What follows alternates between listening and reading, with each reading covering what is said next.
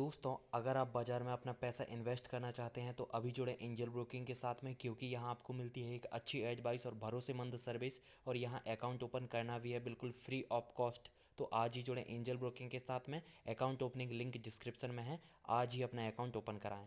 प्रस्तुत कीजिए Tata consultancy services TCS का एक बहुत ही लंबी अवधि का चार्ट। और हमारे साथ आज जुड़ते हुए दिख रहे हैं तेज बाटला साहब।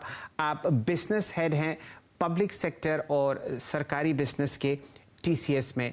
नमस्कार बाटला साहब, स्वागत है आपका सीएनबीसी आवाज़ पर। और टीसीएस हमारे देश की जो सबसे बड़ी आईटी कंपनी है। सरकार की तरफ से आपको second phase of passport business पर नए ऑर्डर्स मिले हैं। जिक्र कीजिए क्या क्या नया अब आपको इस स्पेस में होता हुआ दिखेगा। नमस्कार। आप सब जानते हैं कि पासपोर्ट वर्जन 1 जो 2008 से शुरू हुआ था, तो उसमें सबसे इम्पोर्टेंट चीज जो थी वो है सर्विस डिलीवरी, और कैसे सिटीजन्स का सर्विस डिलीवरी ट्रांसफॉर्म किया गया, राइट फ्रॉम जैसे बहुत लंबे लंबे कतार लगते थे और प्रोसेसेस भी बहुत कॉम्प्लिकेटेड थे। I think with passport 1 so many things were change. बहुत सारी तब्दीलियां आई, जिनमें टीसीएस और गवर्नमेंट की तरफ से मिनिस्ट्री ऑफ एक्सटर्नल अफेयर्स दोनों ने मिलकर उस प्रोजेक्ट पे काम किया कि कैसे चीजों को सिंप्लीफाई किया जाए और कैसे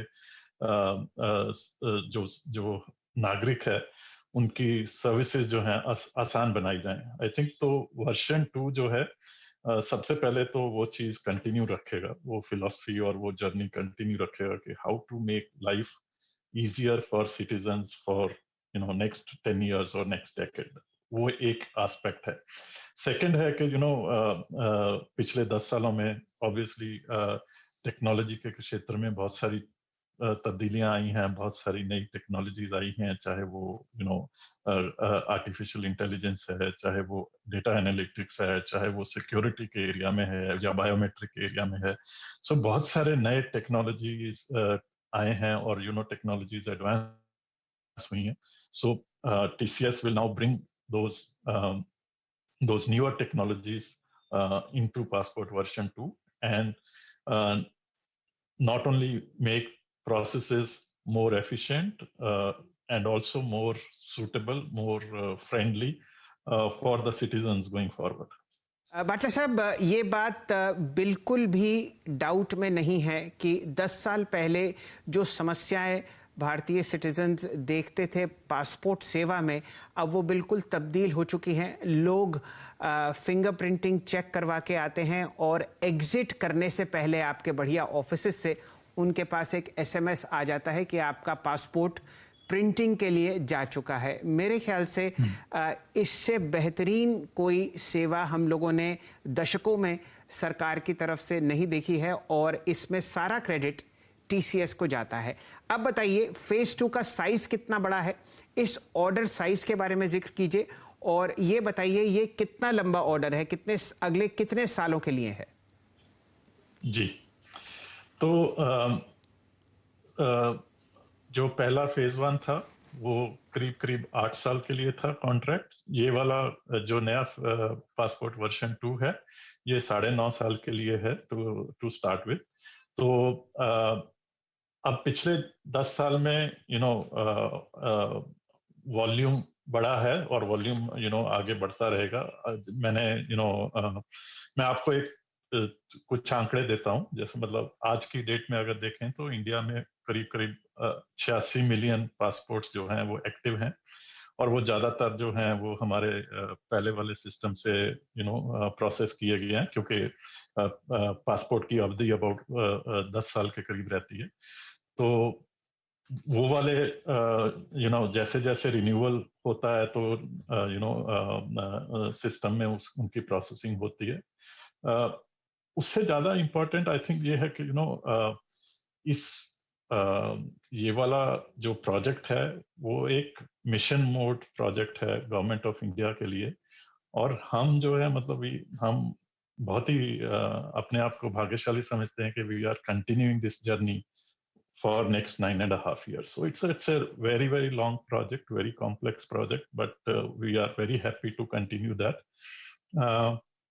TCS की पॉलिसी हमेशा से यही रही है कि हम किसी भी कॉन्ट्रैक्ट के साइज या उसके एग्जैक्ट मार्जिन वगैरह के ऊपर ज्यादा कमेंट्री नहीं करते हैं। आपको मालूम है कि हमारे लिए इंडिया एज ए मार्केट बहुत ही इंपॉर्टेंट मार्केट है, चाहे वो state bank of India project था या नेशनल स्टॉक एक्सचेंज प्रोजेक्ट था या कुछ साल पहले इंडिया पोस्ट प्रोजेक्ट था। सो हमारे लिए ये सभी प्रोजेक्ट इंपॉर्टेंट हैं। तो मैं बस इतना ही कहूंगा कि for a country like India, for a market like India, passport V2 will be one of the largest project that we are going to do.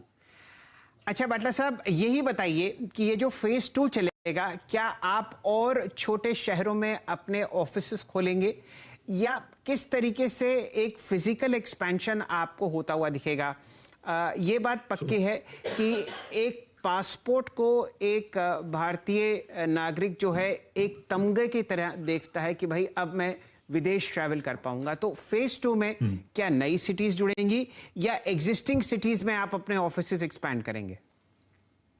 Okay, तो आपको मालूम होगा कि फेज 1 जब स्टार्ट हुआ था तो पासपोर्ट सेवा केंद्र से स्टार्ट हुआ कुछ शहरों में और फिर धीरे धीरे पासपोर्ट सेवा केंद्र बढ़ते गए। सो आज की डेट में 93 पासपोर्ट सेवा केंद्र हैं। उसके अलावा आई थिंक एक बहुत बड़ा गवर्नमेंट ऑफ इंडिया ने एक बहुत बड़ा जो फैसला लिया था कि हम जो पोस्ट ऑफिसेस हैं जहाँ पे गवर्नमेंट के पास बहुत सारा रियल एस्टेट है, तो कैसे पोस्ट ऑफिसेस को पासपोर्ट इंफ्रास्ट्रक्चर और पासपोर्ट प्रोजेक्ट के साथ जोड़ा जाए। तो वो एक बहुत ही बड़ा निर्णय लिया था गवर्नमेंट ने फेज 1 में, जिसके दौरान 428 पोस्ट ऑफिस पासपोर्ट सेवा केंद्र वो भी अब पासपोर्ट सेवा प्रोजेक्ट के साथ जुड़े हुए हैं। इसके बिना जो देश विदेश में पहले लोग एम्बेसी में जाके अलग अलग एम्बेसी में अलग अलग प्रोसेस था, अलग अलग डेटा हैंडलिंग प्रोसेसेस थे। तो अब जो है करीब 176 मिशंस और एम्बेसीज वो भी हमारे पासपोर्ट सेवा प्रोजेक्ट के साथ जुड़े हुए हैं जी। तो आई थिंक वो journey will continue. I think जहां भी जरूरत होगी हम MEA के साथ मिलके we will see how to improve the reach of the passport services further to the citizens.